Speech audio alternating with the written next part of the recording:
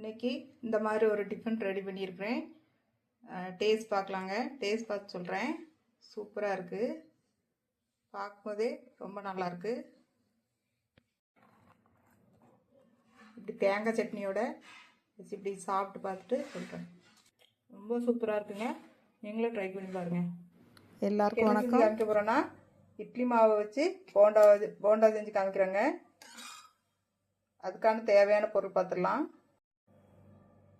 இது பஜ்ஜி மாவு ஒரு கப்புங்க. ரெடிமேட் மாவு பஜ்ஜி மாவு ஒரு கப் எடுத்துருக்குறேன். பொடியாக நறுக்கி வச்சா கருவேப்பிலை ஒரு பல்லாரி,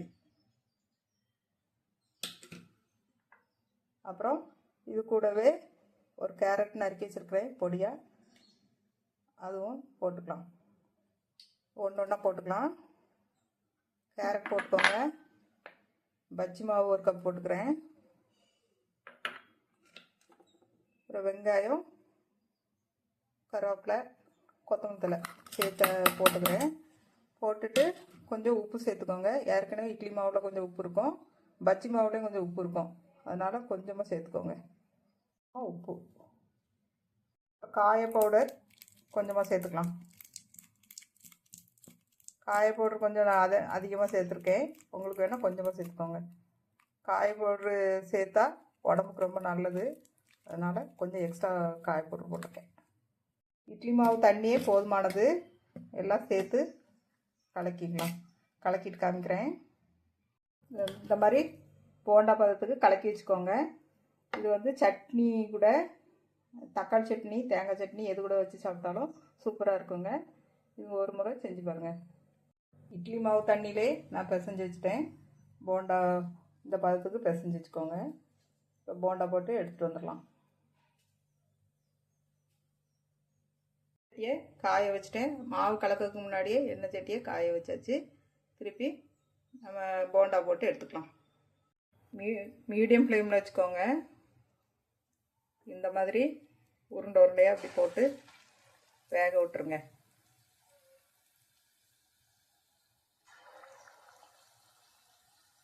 அவ்வளோதான், இட்லி மாவு போண்டா ரெடி ஆயிடுச்சு. பஜ்ஜி மாவு போட்டு இட்லி மாவு போண்டா ரெடி பண்ணியிருக்கோம்.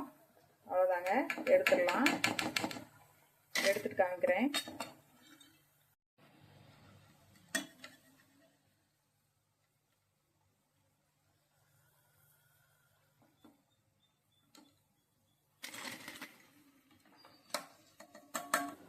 மேலே மொறு மொறுன்னு உள்ளுக்குள்ளே பஞ்சாக இருக்குங்க. ட்ரை பண்ணி பாருங்கள். போண்டா ரெடி ஆச்சு. எல்லாம் சுட்டுட்டு காமிக்கிறேன். பாருங்கள், போண்டா ரெடி ஆயிடுச்சு. நம்ம தேங்காய் சட்னி வச்சு சாப்பிட்டா ரொம்ப டேஸ்ட்டாக இருக்குங்க. ஒரு நாளைக்கு இட்லி தோசை இல்லாமல் இந்த மாதிரி ஒரு டிஃபன் சாப்பிட்டு பாருங்கள். சாப்பிட்டு பார்த்துட்டு எப்படி இருக்குன்னு சொல்லுங்கள். இந்த வீடியோ பிடிச்சிருந்தா சப்ஸ்கிரைப் பண்ணிக்கோங்க. வீடியோ பார்த்த எல்லாருக்கும் நன்றி. தேங்காய் சட்னியோடு வச்சு சாப்பிடும்போது அவ்வளோ டேஸ்ட்டாக இருக்குங்க.